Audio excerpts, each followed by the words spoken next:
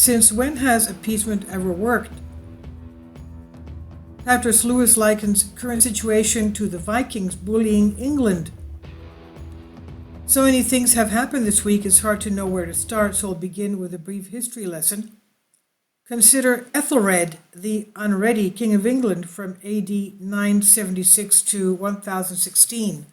And you have very nice Viking series on Netflix. I've watched some, I'm hooked on them. Anyway, Ethelred, the Unready, King of England from AD 976 to 1016. He was a weak ruler who was unable to muster either the interest or the courage to fight off the marauding Danes or the Vikings who were pillaging his shores. Instead, he appeased them by taxing citizens, paying enormous amounts from its treasury to the Vikings so the Vikings could stop pillaging. Now, how did that strategy work? Well, it taught the Vikings that they could take treasure from the king unless they wanted more, after which they merely had to perform some brutal raids on coastal villages and sack a few churches, get the king to fork out even more cash to them.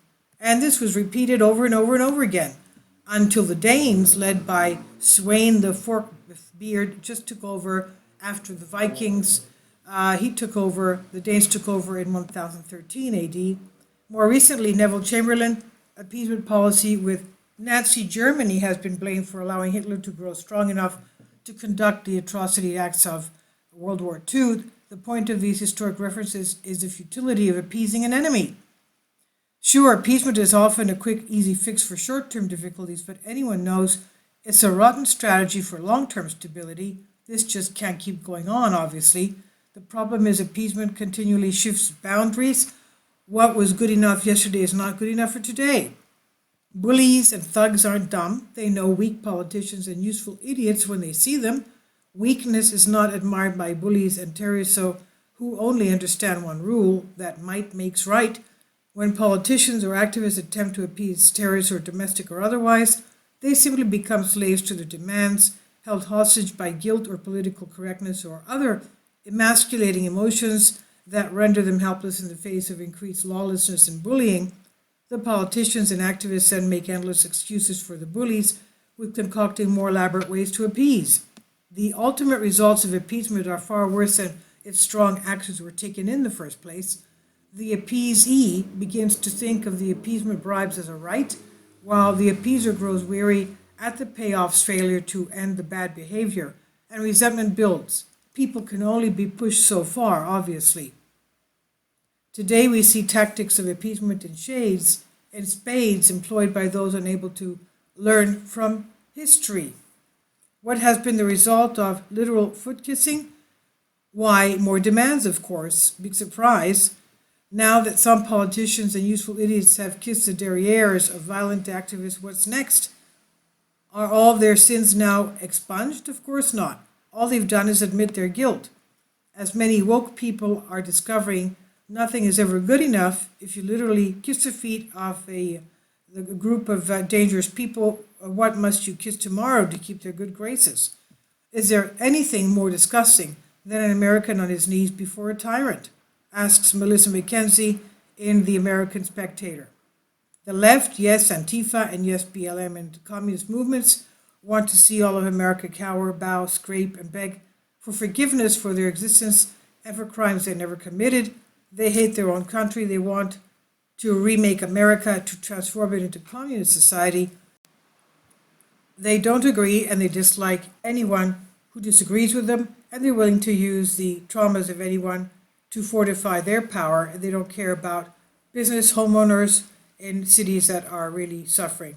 They breezily use these people for their political ends, and if people in other minorities must live in race ghettos, it's fine so long as they possess the power. Making people bowing is icing on their cake, and it's psychopathic and, of course, not at all good.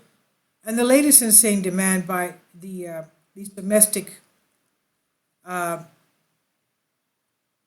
what should we call them, the Antifa and their useful idiots, is to defund police departments, and many politicians are appeasing them, but fewer than 20% of Americans of all parties supported any cutting of police funding, finding consistent with decades of polling, according to Free Beacon, which calls this appeasement a part of a broader shift among those in the Democratic Party looking to signal their distance from or hostility to police and prove their progressive credentials.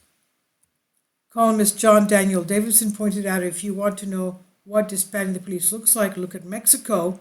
He says, let's say these ultra-progressive municipal governments could get their wish and abolish the police in their cities entirely. What would happen? Inevitably, a non-group would emerge, imposing a monopoly on the use of force.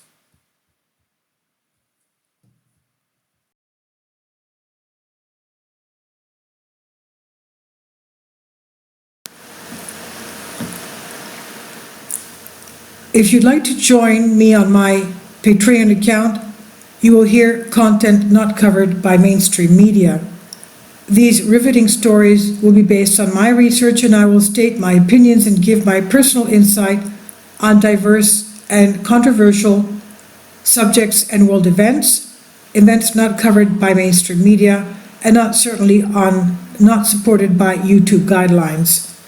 So whatever I have on my Patreon, most of those will not be on my YouTube channel. Please consider becoming a member today.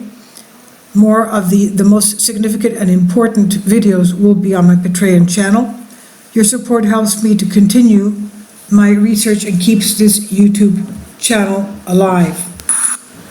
And we depend on your support, your generous charity, because we help economically challenged families here in Athens, Greece, in Kapota, and we also help the young generation with university tuition and the community around our church. Thank you.